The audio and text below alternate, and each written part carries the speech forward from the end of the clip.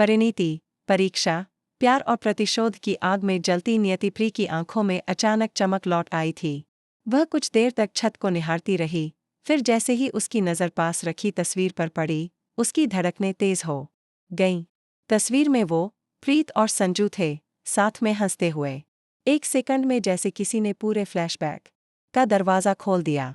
दिमाग में तूफान चल रहा था और दिल की हर धड़कन अब बदले की साजिश रच रही थी। मुझे सब याद आ गया है, परी ने फुसफुसाते हुए कहा, लेकिन उस आवाज़ में वो ठंडा झर था जो चुपचाप किसी तूफान की दस्तक देता है।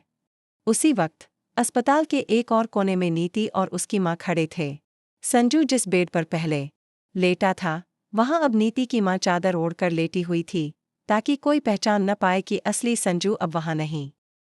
उन्होंने पूरी चालाकी से संजू को वहां से गायब कर दिया था, पर उन्हें क्या पता था, संजू अब सिर्फ एक मरीज नहीं, बल्कि एक जिंदा बम बन चुका था, जिसकी याददाश्त भी लौट चुकी थी और दिल में आग भी।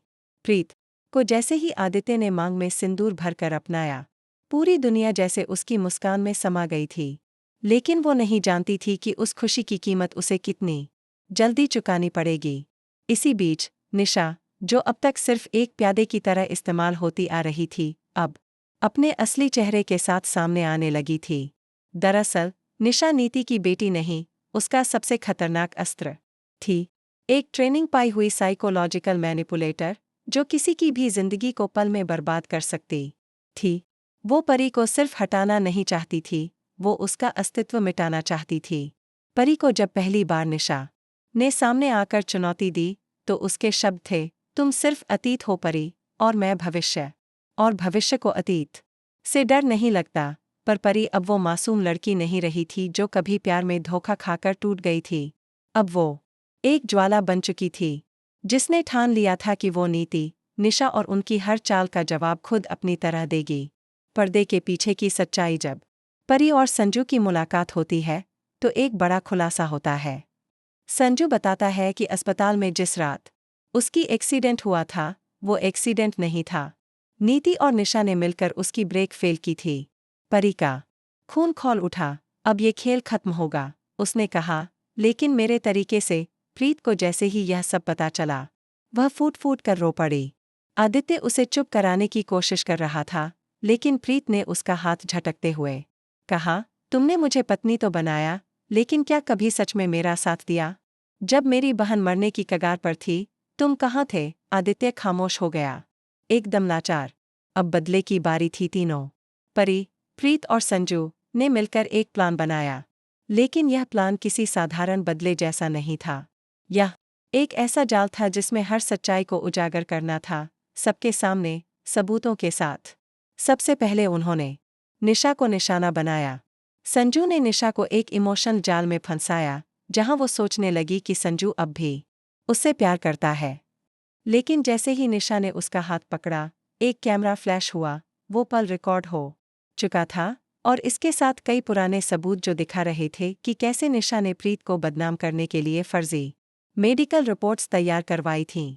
अब निशा डरने लगी थी। तुम्हें लगता है तुम मुझे बर्बाद कर सकती हो? उसने परी से चीखते हुए कहा।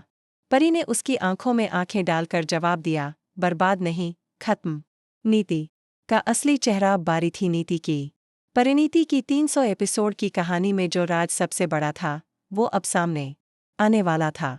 नीति सिर्फ एक चालाक महिला नहीं थी, वो एक ऐसी औरत थी जिसने अपने फायदे के लिए संजू के पिता की हत्या करवाई थी और उसे एक नेचुरल डेथ का रूप दिया था।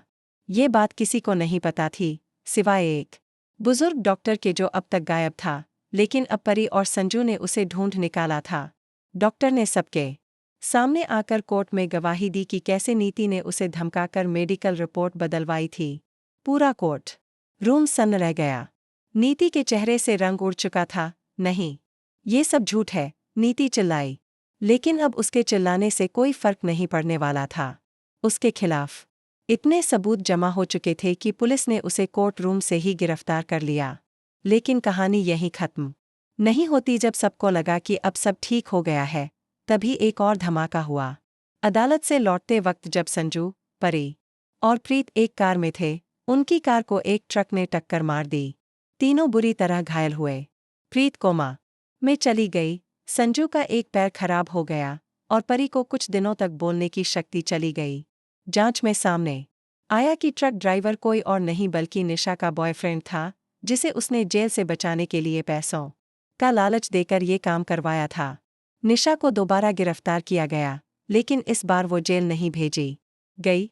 उसे भेजा गया मानसिक अस्पताल में, क्योंकि उसने खुद को खुद की मां समझ लिया था और दिमागी हालत बिगड़ चुकी थी। अंत नहीं, नई शुरुआत 6 महीने बाद प्रीत होश में आ चुकी थी। परी फिर से बोलने लगी थी और संजू ने व्हीलचेयर के सहारे चलना सीख लिया था। तीनों ने एक फाउंडेशन शुरू की, सच की परछाई, जिसमें वो ऐसे लोगों की मदद करते हैं जिन्हें अपनों ने ही धोखा दिया हो। एक प्रेस कॉन्फ्रेंस में परी ने कहा, हम हार सकते थे अगर हम चुप रहते, लेकिन हमने चुना बोलना, लड़ना और जीना। यही हमारी असली जीत है। भीड़ तालियों से गूंज उठी। तो क्या खत्म हुई कहानी? कहानी खत्म नहीं हुई है, क्योंकि सीरियल का नाम है परिणीति, और परिणीति का अर्थ ही होता है अंत। लेकिन ऐसा अंत जो एक नई शुरुआत की तरफ ले जाए। क्या भविष्य में नीति जेल से बाहर आकर बदला लेगी? क्या निशा का पागलपन एक और खतरनाक साजिश का इशारा है? शायद हाँ, और शायद नहीं। लेकिन एक बात तय है, अब परी, प्रीत और संजू सिर्फ किरदार नहीं, एक क्रांति बन चुके हैं।